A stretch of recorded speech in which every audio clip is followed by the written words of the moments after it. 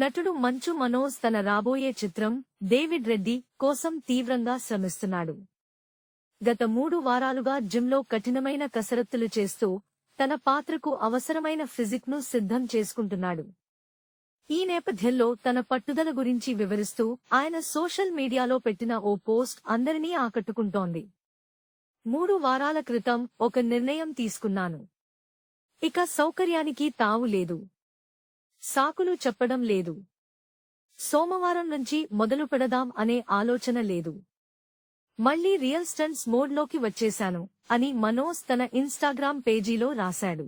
Action సినిమాల్లో నటించడం సాధ్యం కాదని, ప్రతి దెబ్బ, ప్రతి పతనం నిజంగానే ఉండాలని ఆయన పేర్కొన్నాడు. శరీరమే మన నైపుణ్యం అయినప్పుడు షార్ట్ కట్లు ఆత్మద్రోహంతో సమానం.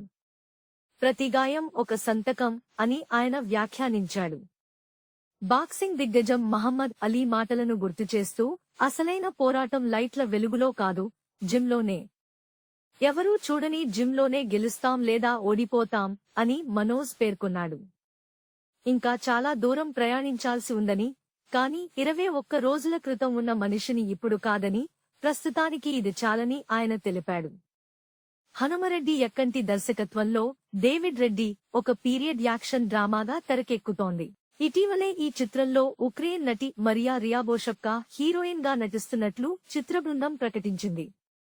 ఇందులో ఆమె క్లారా విట్మోర్ అనే పాత్రలో కనిపించనుంది.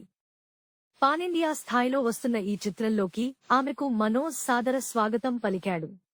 Please subscribe BCN channel. Please subscribe BCN channel.